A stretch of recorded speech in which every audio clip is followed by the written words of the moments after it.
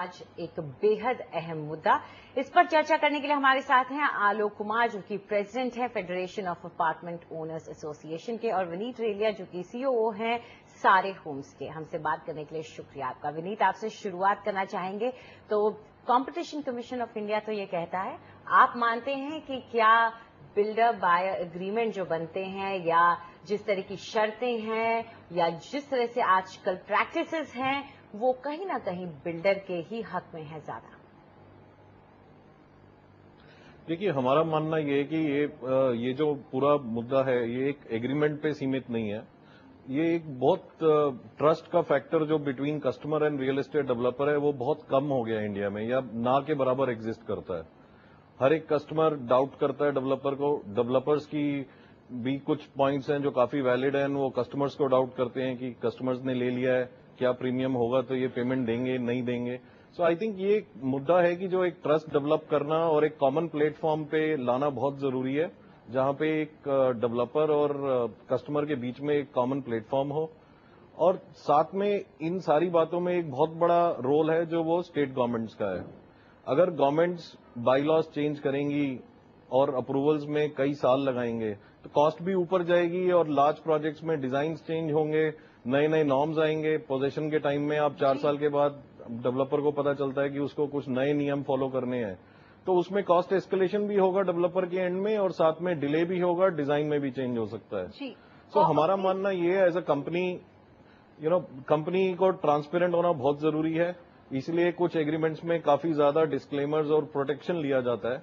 I think ये समझना भी बहुत जरूरी है कि डेवलपर का जो उसमें पर्पस है एग्रीमेंट का, is not to cheat the customer but to protect himself. इसके लिए आई थिंक इसका सीसीआई ने काफी अच्छा इनिशिएटिव लिया है, and I am sure the apex court will take the right decision. But हमारा मानना यह है कि एक रेगुलेटर और साथ में सिंगल विंडो क्लियरेंस होना बहुत जरूरी है।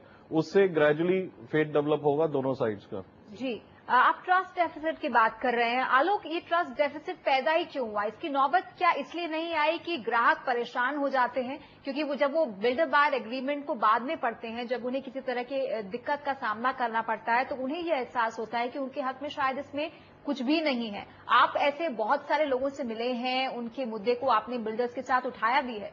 जी विनीत जी ने तो काफी अच्छी बातें बोली कि वन विंडो क्लियरेंस होना चाहिए, वाकई होना चाहिए, इसमें कोई दो राय नहीं है।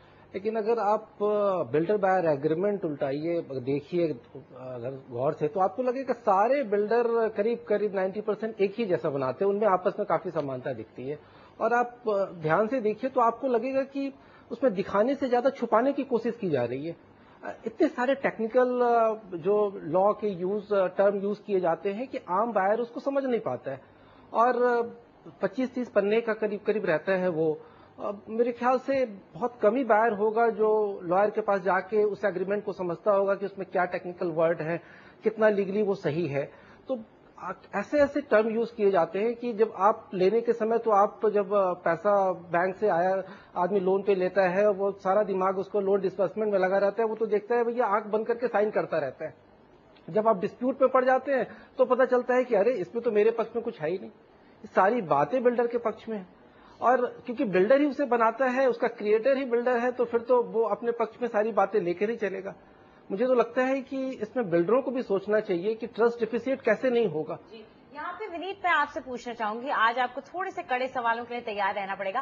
क्या एज अ बायर, अगर मैं चाहती हूं कि आपने जो बायर एग्रीमेंट बना के तैयार किया है उसमें बदलाव किया जाए, तो क्या कंपनियां इसके लिए तैयार होती हैं कि बायर के लिए इंडिविजुअली उस वक्त चेंजेस किए जाएं? अगर मुझे कोई शर्त नामंजूर है, तो क्या ये होता है कि या तो आप साइन कीजिए डॉटेड लाइन पे, या आप अपना बोरिया बिस्तर उठाइए और चलते बनिए? क्या होता है? देखिए, इसमें बहुत अच्छा पॉइंट है। जैसे आलोक जी ने बोला, आप फ्लैट बायर एग्रीमेंट की बात कर रहे हैं। फ्लैट बायर एग्रीमेंट के साथ साथ नॉर्मली कस्टमर्स जो लोन लेते हैं वो एक लोन एग्रीमेंट्स भी साइन करते हैं।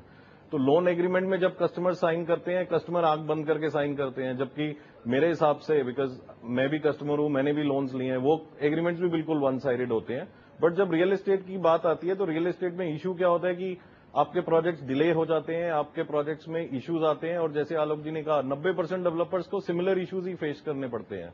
तो जब प्रोजेक्ट्स डिले होते हैं, डिजाइन चेंज होता है, जिसका एक काफी ज्यादा दारोमदार जाता है अप्रूवल्स और गवर्नमेंट मशीनरी को भी, तो उसमें इंडिविजुअल लेवल पे पॉसिबल नहीं है। जैसे मैंने बोला आपको, हमारा रीजन क्या होता है एग्रीमेंट का, is to protect the developer also, because ultimately एक डेवलपर का इंटरेस्ट भी प्रोटेक्ट होना जरूरी है। बट मैं नहीं मानता कि कोई डेवलपर ऐसा है कि कस्टमर्स का अगर कोई जेन्युइन इशू होता है या कोई जेन्युइन डिमांड आती है, इवन पोस्ट पोजेशन या प्री पोजेशन, कोई भी डेवलपर जो लॉन्ग टर्म बिजनेस कर रहा है, आई थिंक कस्टमर्स की डिमांड को सुन के अगर वो वाजिब होती है तो उसमें जरूर जाके आगे बढ़ के इनिशिएटिव लेते हैं। विनीत, एक जो आम शिकायत बहुत सारे ग्राहकों की है और हमसे भी बहुत लोग इस पर सवाल पूछते हैं कि जब वो अपनी तरफ से पैसे की अदायगी करने में लेट हो जाते हैं तो बिल्डर 16 से 18% की दर से ब्याज ले लेते हैं, लेकिन जब बिल्डर खुद अपनी तरफ से देरी करते हैं, मकान देने में, पोजेशन में डिले होता है, तो जो पेनल्टी मिलती है वो पीनट्स होती है, वो इतनी कम होती है कि उसका मुकाबला नहीं किया जा सकता। तो यहाँ पर क्यों नहीं एक समानता हो? अगर रिफंड भी करने की नौबत आती है तभी बिल्डर्स आनाकानी करते हैं, तो क्यों नहीं एक लेवल प्लेइंग फील्ड हो? तभी सीसीआई को आगे आने पड़ता है। देखिए, जहां तक पेमेंट्स का सवाल है, आप प्लीज एक बात को समझिए, रेजिडेंशियल मार्केट का बिजनेस जो है, रेजिडेंशियल मार्केट का जो मकान बनाने का बिजनेस है, in a way we have contracted with the customer की उसके एडवांस के बेसिस पे हम कंस्ट्रक्शन शुरू करते हैं। नाउ कई बार ऐसा होता है, या काफी ज्यादा कई मार्केट्स में ये प्रैक्टिस है कि कस्टमर्स किसी कारणवश एप्रिसिएशन नहीं हुआ, इन्वेस्टर्स आते हैं, पेमेंट डिले करते हैं या रोकते हैं, तो डेवलपर के पास क्या चॉइस है? वो प्रोडक्ट को या तो रोक दे, कॉन्ट्रैक्टर्स को बोल दे कि अभी पेमेंट्स नहीं आ रही हैं, आप रुक जाओ, तो डेवलपर्स को भी मनी बोरो करना पड़ता है। उसके लिए अगर आप उसको बैंक दर कर दोगे तो लोग लोन लेना बंद कर देंगे, तो वो दैट इंटरेस्ट जो है वो जो भी बैंक का ब्याज है उससे तो थोड़ा ऊपर रखना ही पड़ेगा आपको, सो दैट पीपल पे ऑन टाइम। अगर बिल्डर मकान बेच रहे हैं ग्राहक को, तो ग्राहक को अगर दूसरी चीजों पर क्वालिटी एश्योरेंस मिलता है तो मकान की क्वालिटी पर क्यों नहीं? बहुत बार देखा जाता है कि लोग शिफ्ट हो जाते हैं। ये हम किसी का एग्जाम्पल नहीं देना चाहते, लेकिन बहुत सारे केसेस में खराब क्वालिटी देखी गई है मकान की, रहने के बाद बहुत सारी दिक्कतें आती हैं।